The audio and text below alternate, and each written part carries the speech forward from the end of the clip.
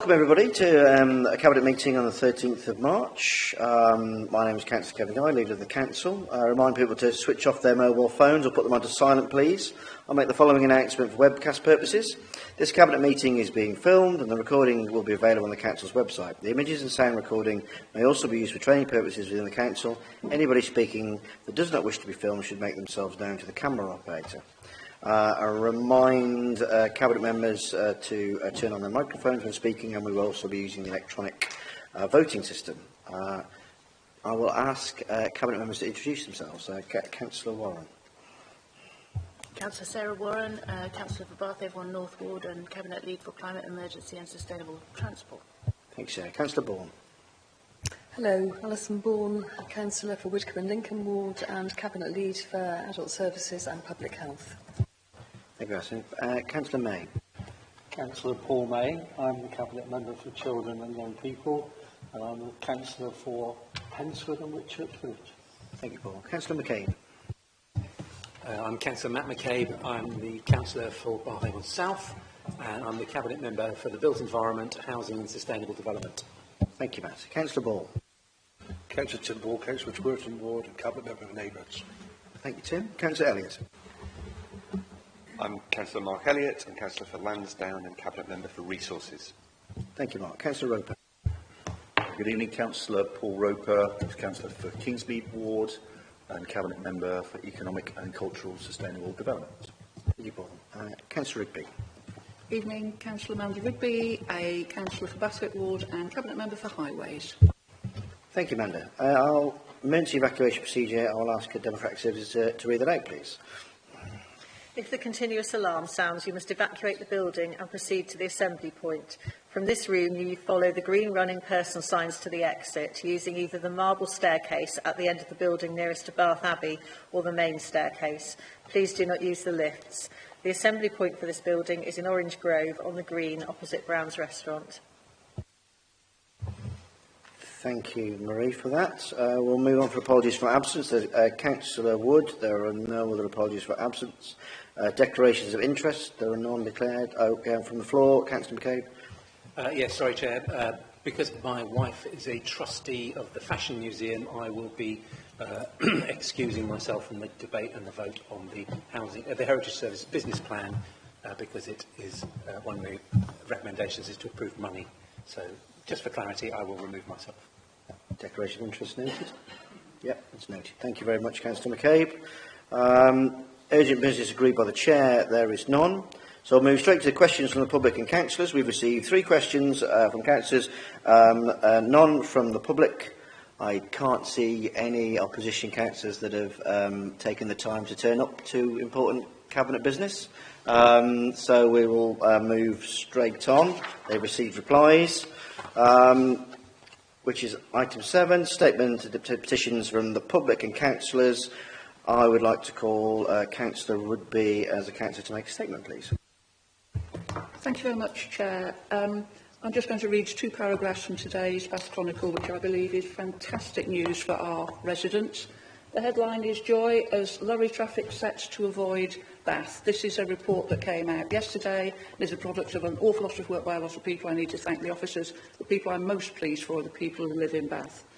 Lorries and motorway traffic heading to the south coast should avoid Bath and go via Wiltshire instead, a government study says, in a victory for our historic city.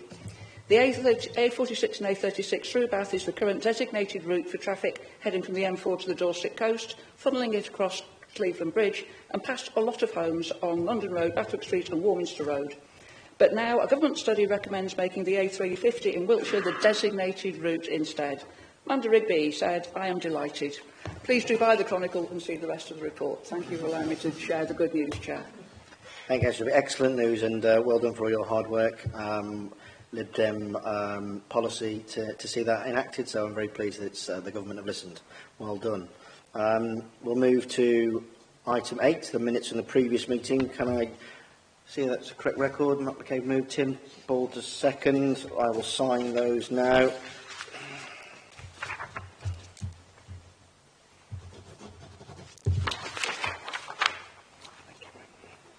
Thank you. Right, item 9, consideration of single member items requested by the Cabinet. There are none. Item 10, consideration of matters referred to by policy and development scrutiny. There is none. Item 11, recent single-member decisions. They are for noting about the Cabinet. We will move to the main body of the report, which is the Heritage Services Business Plan for 25 to 2030. And I will ask Rob Campbell to make a short presentation, please. Thank you, Chair. I just wanted to point out at the start of the presentation who we are in Heritage Services. So I put up this slide from our strategy adopted by Cabinet, I think, back in 2022.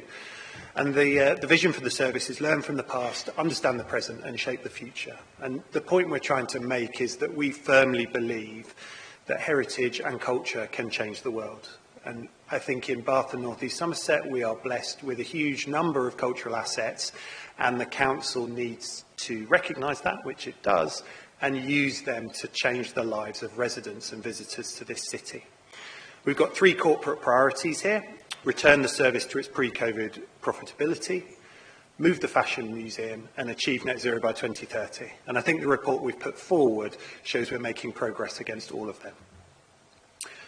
Heritage Services is made up of a number of corporate assets across the City of Bath. We have the Roman Baths, Victoria Art Gallery, the Bath Record Office, the World Heritage Centre, the Claw Learning Centre, and what we hope will be the world's best fashion museum, but is currently one of the world's best museum collections in storage. It's worth pointing out that Heritage Services is a redistributive tourism business. We are fairly unique. The money from tourists that come to this city is not concentrated in a private company or a charity, but those visitors who choose to come to the Roman Baths or the Victoria Art Gallery, that money comes back to the council and is used to directly benefit the community in which tourism occurs. And I believe that's an almost unique proposition for a local authority. Beyond that direct monetary contribution back to the council, we also deliver social value activities which align with key council policies. So as well as supporting them through direct funding, we're also delivering on the economic and joint health and wellbeing strategy. I'd like to look at some of the successes that we've had in 24-25 financial year. It was a challenging year with market conditions buffeting the sector as a whole, and Bath was not immune to that. However, through strong entrepreneurial activity and efficient cost-saving measures, Heritage Services will return approximately £12 million surplus back to the council in 24-25. That is more money than has ever been returned to the council from Heritage Services, and I'm incredibly proud to head up the team who've managed to achieve that. It's worth pointing out that that is equivalent to £145 per council tax household, divided in that way. There are some notable successes that I've put on the slide. The Roman Baths have put in place this year a very successful guided tour programme, which delivered an additional £70,000 worth of revenue above projected. And we've also been upselling our guidebooks alongside the ticket purchase, which resulted in an additional £40,000 above projected revenue. The Victoria Art Gallery, an often forgotten jewel in the crown for Bath, has had an absolutely outstanding year. It had its most successful paid exhibition ever, with Toulouse-Lautrec, the Masters of Montmartre, returning to the city after its run was cut short pre-COVID. We've also delivered a number of very successful commercial events at the Roman Baths and the Guildhall, including silent discos and murder mystery evenings. And this shows that we're working hard to activate the assets we've got. We're always looking for new ways to bring new audiences in to enjoy the fabulous heritage that we have at our disposal. We've issued over 12,000 discovery cards this year, and that takes the number issued to close to 55,000 since May 22. Comparing that to our pre-COVID performance, there were 24,000 discovery cards issued before COVID. So we've more than doubled that number, and that shows both the appetite for culture amongst residents of Bath and North East Somerset, but also the council is prioritising their needs and is making efforts to engage them with what we have to offer. And members may have seen recently that we launched a new digital catalogue for the Bath Record Office. Again, the site that often falls below the big numbers that we deliver at our visitor venues, but a strong investment in the digital infrastructure that underpins the good work that the Bath Record Office performs for the council. It's not just a monetary success that we deliver. we're recognised across the industry. And on the slide here, you can see the huge number of awards that we were successful in winning just in 2024. I haven't done the sums, but I believe we're probably one of the most garlanded heritage organisations in the country. And there is a strong track record of winning awards and getting that sector recognition. I'd really like to draw attention to the best of the best TripAdvisor Traveller's Choice Award in 2024. It is the highest level TripAdvisor award there is, and it means that the Roman Baths is in the top 1% of listings worldwide, which is a phenomenal achievement. The major project or the major capital project for the service is obviously the Fashion Museum. We've spent this past financial year developing the proposals into one of the most significant cultural infrastructure projects in the UK. Not in Bath, not in the southwest, in the whole of the country. It really is an amazing opportunity that the council is getting fully behind.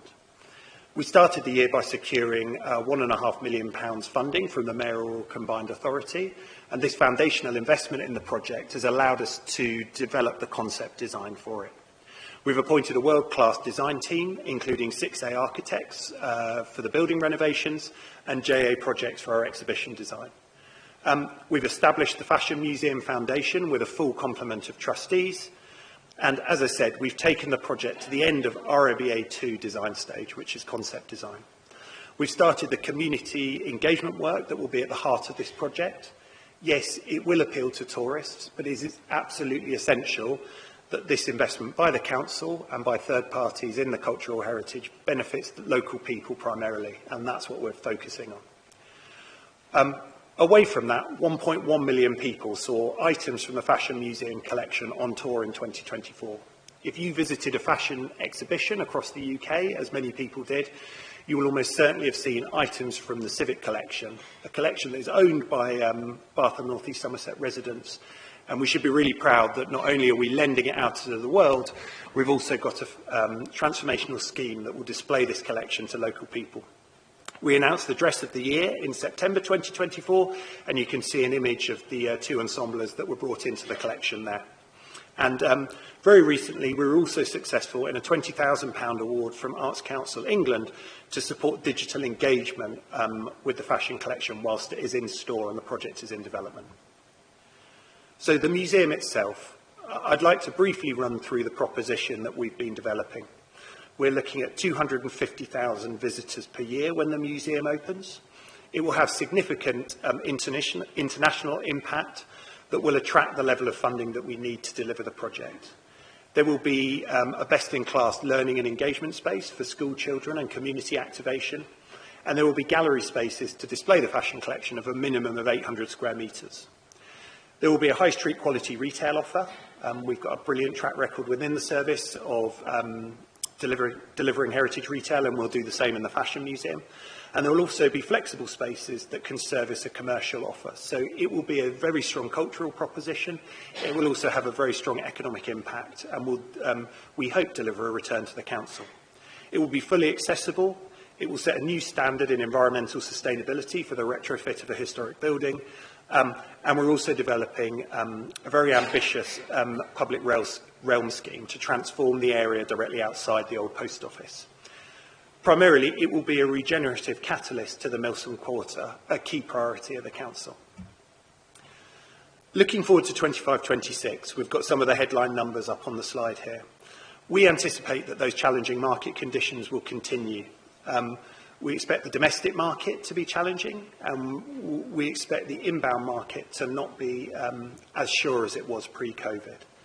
However, with the quality of the team we've got in the service, the assets we have at our disposal, we will introduce a range of proactive measures to give ourselves the best opportunity possible to succeed. At present, we are forecasting a target surplus next year of 14.193 million, and that is based on 1.1 million visitors to the Roman Baths.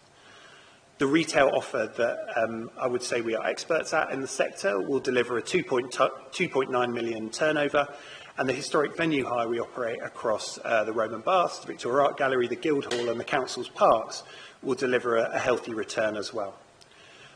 It's worth noting that beyond our profit and the profit we return, the Council will also receive almost £1 million of business rates directly from our activities. We don't want to beat about the bush too much. The Roman Baths and the Heritage Services is one of the most commercially successful visitor attractions in the UK. The Council is in a unique position having these assets at its disposal. I'm very proud to work with these assets and for the Council to do this, and I hope that residents are as proud of them as we all are. It's not just commercial activity that we'll be delivering. We'll obviously be moving the Fashion Museum forward, as noted in the Cabinet paper and in the business plan, and we expect to develop those designs up to the pre-planning stage by the end of the financial year. In May, the Victoria Art Gallery, we will reopen the upper gallery. It has been closed for over 12 months due to essential repairs to the roof, which represent a generational investment in this really important cultural asset. We'll also be opening a new learning and community engagement space on the top floor of the gallery, which will fundamentally transform its appeal to local residents. We spend a lot of our time researching the collection and looking after its care. The Roman Baths collection, you may think, is well known and well understood. There are a huge number of secrets that it still holds, and our expert curatorial team are working tirelessly to explore them, using the most cutting-edge science, primarily to understand the skeletal collections that we hold, but also the UNESCO, listed on the UNESCO Memory of the World list, the cursed tablets, for which we're duly famous, and look forward to the exciting research coming forward over the next year. We will continue the rollout of the Discovery Cards scheme with a focus now on those areas of low uptake, where we also think there will be the most benefit for residents engaging with that scheme. And we're duly proud of the work that we've done over the last financial year on our environmental action plan. People will remember the investment we made in the heat exchanging mechanism in the Sacred Spring, which delivers a huge amount of carbon benefit to our operations by underwriting the heating at the bath. We will continue to focus on our activities with an aim to get to net zero as quickly as we can. There will be a focus on retail procurement, building fabric performance, and energy generation opportunities. This will place Heritage Services at the forefront of the Council's efforts to decarbonise the corporate estate. And with that, I'd like to end my report and hand over to members. Thank you. Excellent report. And I think on behalf of the Council and all of the residents of Bath and North East Somerset, I'd pass on our congratulations to your team and their hard work. It's clearly an outstanding effort. So I'll move to Councillor Roper to move the proposal, please. Thank you, Chair, and thanks to Robert Campbell, Head of Service, for his insightful presentation. I make no apologies. I'm going to duplicate a little bit of some of the things that Rob said, but I think they are worth duplicating. So I'm here today to propose Heritage Service business plan from 2025 to 2030. The plan for us is wide-ranging and touches on the salient points across the service's current activities and plans for the next 5 years. The plan is reviewed annually. It's comprehensive and impressive and highlights how extensive the activities of Heritage Services have become and how significant this service is. In terms of my proposing speech, it's not really clear where I should start, to be honest, because there's so much to go at. I can't cover everything because we would be here all night, and I could start by quoting extensively from the plan, but I'm going to avoid doing that because I know you'll have all read it. But I think, first of all, a good point to start is to consider that when one lives in a wonderful place, such as Bath and North East Somerset, you can become blind to how special it really is and how privileged you are to be here. The city and the wider authority are so unique and they're so beautiful, and yet to us it's just home, it's routine, it becomes mundane, and sometimes we need reminding of what we have. What we have is very special. Bath and North East Somerset is unique, both in terms of the natural landscape in and around the authority, and also specifically within the city of Bath with its 2 UNESCO World Heritage classifications.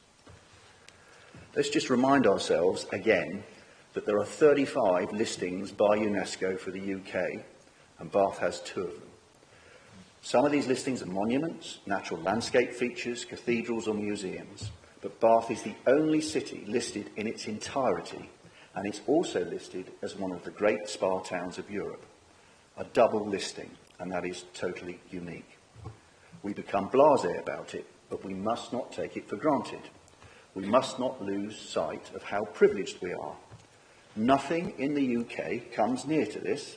Not many places in the whole world do. We are a world-class city and operate, we're a world-class operation and operate on a world stage. And I'm pleased to report that in my view, we have a world-class Heritage Services Department responsible for several of the assets that contribute so much towards our unique selling proposition as a city and a wider authority. And as a bonus on top of that, these assets belong to all the people of Bath and North East Somerset. So where does Heritage Services fit in with all of this?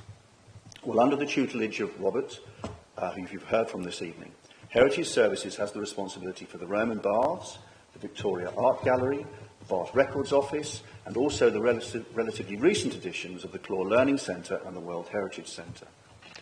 All of these assets fall under the direct control of Heritage Services, and although it operates as a separate business unit, the ultimate ownership lies with Bath and North East Somerset Council. And in short, we all benefit hugely from these assets. How is that so? Well, we benefit commercially for our local economy, financially in terms of contribution to the council finances, and we benefit socially and culturally too. This service is providing a very real direct benefit to the citizens of this authority in ways that many people do not appreciate. So I'd like to expand on that a little bit. We benefit, in the financial terms, my colleague Mark Elliott will touch on that shortly, but looking at the commercial benefits, of all the assets in the heritage portfolio, the absolute jewel in the crown, Rob stole my words there, he mentioned the Victoria Art Gallery, but the jewel in the crown for me is the Roman Baths. With over 1 million visitors a year, the Roman Baths is a huge draw to visitors into the city. It is, in fact, after the London-centric attractions, the second most visited paying attraction in the UK, second only to Stonehenge, and is also in the top 5 nationally of all paying attractions. So the Roman Baths is a huge driver to our local economy. Now, the naysayers will tell you that all the visitors come in coaches and get out and they go around the bars and then they go back to London. That's not true.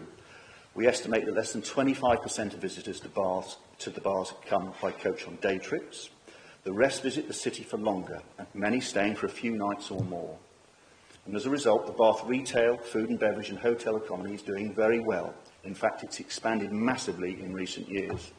And there have been significant investments by new retailers in the city, including a firm commitment from Marks and Spencer's to stay in the city as an anchor store, and several new hotels are going to be built. The city and wider authority is doing well, and this is because Bath is a great place to live in, work in and visit, and many people visit specifically because of the Roman Baths.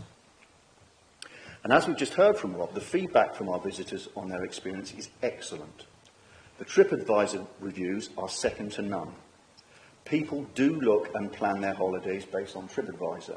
These reviews matter, and our reviews mean people keep coming year in and year out. Oh yes, and by the way, the Roman Baths are also a multi-award winning and rate very highly in all key benchmarking tests. And of course, if you're a Baines resident and become a Discovery card holder, you can visit for free. None of this would happen without our excellent Heritage Services team. Touching now on social benefits, let's examine the social value that the services are committed to delivering across the portfolio. The Roman Baths, Claw Learning Centre and Victoria Art Gallery all have community engagement activities targeted at learning and engagement and also the most needy in our community. This business plan is peppered with great works that we are doing. I draw your attention to page 8 of the report that details the work that the Roman Baths is engaging in. To select a few organisations they're working with, the Carer Centre, Headway, Roman Baths Youth Forum, Health and Wellbeing through Social Prescription. The list is extensive. This is great work and we should be proud of that. I would ask you, colleagues, if you have not visited the Claw Learning Centre, then you must absolutely do so. This comparatively new multi-million-pound award-winning facility, commissioned and developed by Heritage Services, is located in the old Victorian laundry just off York Street. It's a wonderful learning and engagement space designed specifically to work with school children, not only from this authority but from around the country. And again, we are winning awards for our learning and engagement activities on offer there. There's more. The Victoria Art Gallery. The upper gallery reopens in May, hopefully. And yes, the scaffolding will finally be coming down as we have now fixed the roof for many decades to come. The upper gallery will contain a new learning and engagement space that will be used by the community, and I fully expect this space to be award-winning too in due course. Again, I say, none of these social benefits would happen without our excellent Heritage Services team. Now, Rob's referred to this specifically on the Records Office, but I'll say it again. The Bath Records Office is in the cellars of the Guildhall, and we have a most fascinating archive reaching back to the medieval period, if not before, of the city's history, right up to the present day. The Royal Charters that are in there are a sight to behold from the 12th, I think, century. And this facility is available to the public to access. And the question is really, what is there to look at, because it's so extensive? So I'm pleased to report that we've hosted and managed our own online catalogue site, and the system we now use works both across the archives and the local studies collection. And this is making the Records Office much more accessible to all, and it's my own personal wish that in the coming years we can gain funding to fully digitise the records. Anyway, to find out more about your city and surrounding communities, I would suggest you go on to www.batharchives.co.uk, and it's all there for you to see. And lastly, and by no means least, I turn to the fashion collection. Bath is blessed with the world's finest fashion archive. The Fashion Museum had to close when the National Trust took back possession of the assembly rooms, and that, by the way, is another story, another exciting chapter in the city's development, and that's for another day. So the fashion collection has been in storage, and yes, the fashion collection is curated and maintained by Heritage Services. We still have an excellent and outstanding curating and learning and engagement team who are looking after this collection. And that's enabled, despite the fact that the collection's in storage, as Rob has said, over 1.1 million people saw Fashion Museum objects across the UK and around the world in 2024. And we have future loans planned that will underpin major exhibitions in New York and Paris. New York, Paris, Bath. And yes, we're working towards a new fashion museum in the heart of the city in the old post office building, which, by the way, is the only 20th century listed building in the city. I cannot overemphasise the level of ambition involved in this project. And this has been and remains a key priority that we are driving as a Liberal Democrat administration. The development of this new museum is of international significance. New museums of this calibre are rare beasts, and we have many hurdles to overcome, including a pending decision on a National Lottery Heritage Fund grant, and further significant amounts of philanthropic fundraising will be required. So projects of this scale take time, but the end result will be transformation of the new Bond Street and Milsom Quarter in general, and the addition of a fantastic new world-class attraction to the city.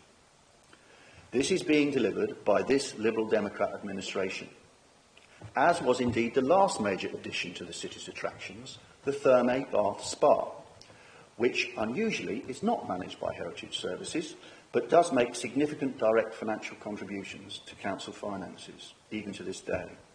I make this point to demonstrate that Liberal Democrat administrations in this authority don't just deliver balanced budgets. They have ambition for our authority and our residents, and we get stuff done. This ambition, this vision, is to be applauded. And in the case of the Fashion Museum, this would not be possible without our excellent Heritage Services team. So to conclude, over the last 2 years of working with Rob and his team, I've learnt so much about the city that I have lived in for the last 45 years, and frankly it's been uplifting to work with them, and it's also rekindled my understanding of how amazingly fortunate I am and we are to live here. So I commend the business plan to Cabinet and move the recommendations. No, do I not do that yet? You need to move the amended. Yes, I moved, my apologies, yes. So we have had, just to explain, item 2 of the recommendations had a slight amendment, which is an addition of the first sentence to delegate approval. So we're moving the recommendations 1 to 3 with a slight amendment to 2. Thank you. Thank you, Chair. Thank you very much. So the Heritage Service Business Plan has been moved with the amendments as stated. Do I have a seconder? Councillor Elliott. Thank you, Chair. As Councillor Roper has eloquently stated, Baines Council Heritage Services are a hugely valuable asset to all the residents of Bath and North East Somerset. Under Rob Campbell's leadership, they demonstrate expertise, sharp business acumen and creative flair, continually finding new ways to unlock even more of the incredible potential of the world-class heritage assets they manage. These assets really do enrich our lives. As anyone who knows me personally will know, I hugely value the massive cultural depth of this fantastic city. But as one might expect, given my cabinet role, I'm going to concentrate on the finances. Without them, all Bath and North East Somerset council tax-paying households will be poorer. I want to emphasise that. It's an authority-wide benefit. As Cabinet Member for Resources with responsibility for our council's budget, I can tell you that exactly how much poorer we would be. As Rob said, it's £145 per household for the financial year ending in April. This is the net profit per council tax household that Heritage Services delivers to the council. For the 25-26 financial year, the service anticipates growth in visitor numbers to the Roman Baths. This will lead to a growth in income and profit. Heritage Services is projected to deliver a financial service of £12 million this year and £14.2 million next year. £14.2 million is the equivalent of something like a 12% rise in council tax. And in the visitor parking revenue, if you add that in, and the business rates contributions to, and the contributions to central council services, you get closer to an 18% rise. That's the kind of money we're talking about. That's the kind of value that Heritage Services is providing to all the residents across this authority. There are very, very few councils, probably none, who are fortunate enough to have assets like these in their stewardship. We should all be very, very grateful for the contribution they make. I will also take this opportunity to note that we have an exciting announcement regarding the reopening of Jolly's imminently. The building is an iconic Bath landmark owned by the council. This latest development is more proof that, assisted by our tourism and heritage footfall, our city's retail and wider economy are doing really, really, really well. So I'm very, very happy to second the motion as set out in the paper and amended on the screen. Thank you, Councillor. So the paper has been moved and seconded. I will move to the debate. Councillor Warren indicated. Yes. So I would just like to briefly mention how proud I am that alongside all these impressive activities that we've already heard about, Bath and North East Somerset Council's Heritage Services is actively working towards our net zero commitments. And I'm really pleased that the department is a front runner amongst council departments in putting our net zero commitments firmly into practice. The service has identified net zero as one of its 3 overarching aims, seeking to act as an environmentally sustainable and responsible organisation in everything they do. Rob has recruited a sustainability manager to ensure that our significant heritage operation is working to deliver on our net zero commitments, beginning by commissioning an analysis to support a decarbonisation plan for heritage operations, based on 3 years now of carbon emissions data. The service is now convening work across the district towards a sustainable tourism strategy and very much in the national vanguard in thinking about resilience and adaptation of heritage assets. The work that has taken place in this space is detailed in the report, but highlights include optimisation of the Roman Baths heat exchange system to reduce gas usage, engagement with suppliers to move towards more sustainable procurement practices in relation to food and drink, and working towards net zero across our supply chain, exploring an integrated park and ride and Roman Baths admission ticket, working towards ensuring zero waste goes to landfill and seeking external accreditation in sustainability for our work in this area. So I'd like to thank both Rob and Paul for this excellent business plan that places the Council's net zero aspirations front and centre, alongside all their important work, making our world-renowned heritage and cultural assets available for residents and visitors to enjoy. And I'm very supportive of of the proposal. Thank you, Councillor Warren. Councillor Rigby. Thank you, Chair. I'm not going to focus on the finances too much because they've been covered, though I will say that there is obviously symbiosis between our parking and park and ride and people coming to visit our attractions. And I really welcome the fact that we're working together on doing some joint ticketing arrangements that will come in soon, and I think they will be very well appreciated. What I am going to talk about slightly, and again my thunder has been stolen, I think, by what people have said, but it's true, we're surrounded by an embarrassment of riches. We do not appreciate, I think, all the time what we have round us. And we've mentioned the Roman Baths a lot, we've mentioned Victoria Art Gallery, we've talked about the aspirations for what will be an internationally renowned fashion museum. I'm going to spend just a couple of minutes talking about the Bath Record Office, because I think it's something that we don't necessarily treasure in the way that we would if we did not have these other assets that are slightly more high profile. So in the way that my colleague Councillor Roper has challenged us to say, have we been to the Claw Learning Centre, I'm going to challenge us all to say, if you are free on Friday and Saturday, June the 27th and 28th, we're doing an exhibition of remarkable books, which is called the Heritage Treasures from the Bath Record Office. This is all online, you can go and have a look. But what we have there is an absolutely outstanding set of books that have not been put on public view since 1923.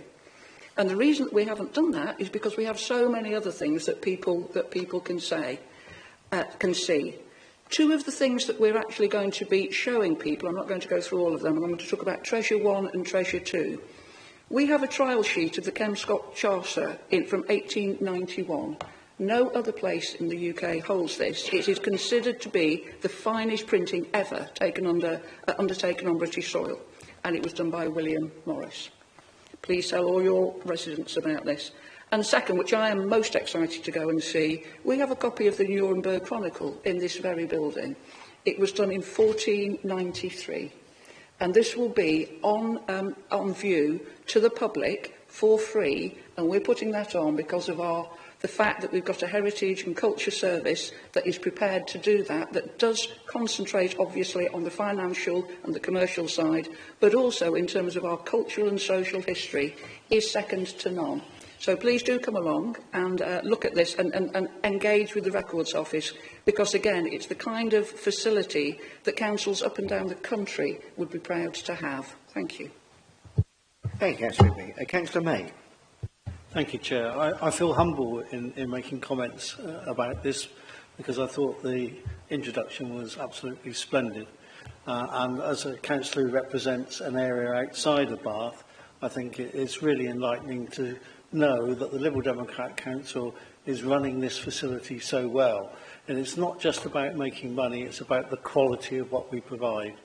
I'm also the chair of the Health and Wellbeing Board. So when I looked at the document initially, my reaction was, isn't it wonderful? We've got all these external visitors coming and we're providing such a quality service, but at the same time, we've tied the plan into the strategy that we as Liberal Democrats agreed immediately after the election, and quite clearly within that there's elements there about the economy, the economic strategy that the council's got, and our strategies with regards to children and adults.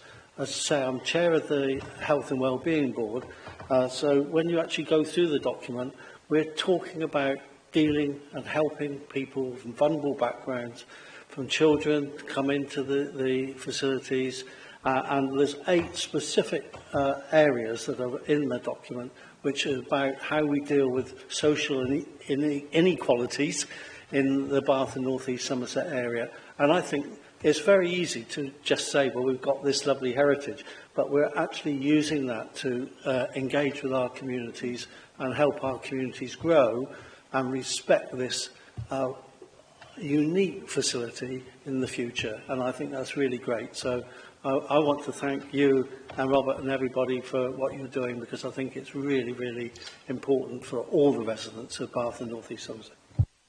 Thank you, Councillor May. Councillor Ball. Yes, thank you, Chair. I was going to congratulate Councillor Roper on excellent speech. Of course, he couldn't have made the speech without Rob's work behind the scenes, doing the work, and Rob's staff as well. who brought this forward. I remember when I joined Bath City Council back in 1991, all those years ago, you couldn't get access to a director of Heritage Services or Environmental Services at all. They wouldn't see you. No matter how you try. Even leader of the Conservative Council at the time couldn't get in there. In 94, we took control of Bath City Council.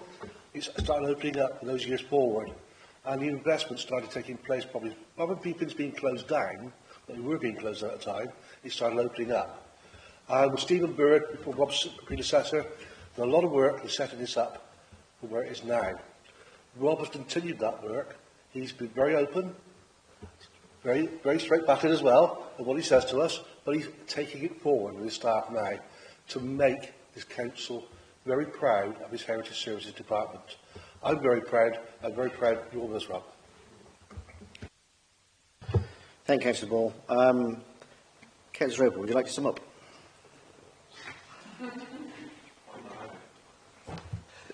Thank you, Chair. I think it's obviously all been said. There's a very warm glow going in the direction of Rob. And some of the points I was going to make in summing up have been made.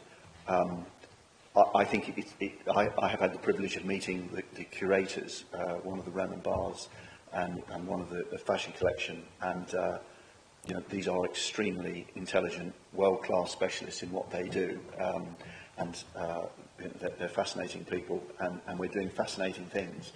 And there's so many more stories about what's going on in the Roman baths. Rob mentioned the heat exchangers, but we've got a team, I think, from Exeter University looking at the water coming out of the hot spring with a view for it being used for antibiotic research.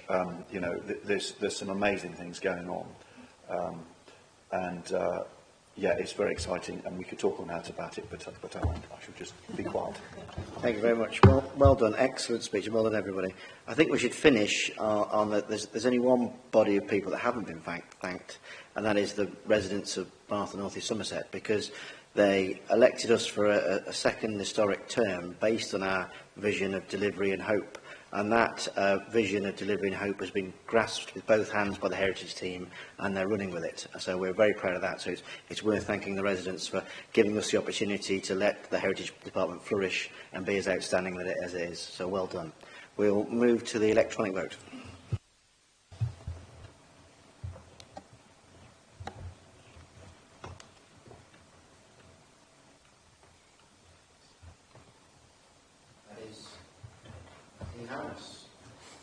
That is unanimous. I will call an end to the meeting. Thank you very much for attending and for watching on YouTube. Thank you, everybody. Well done.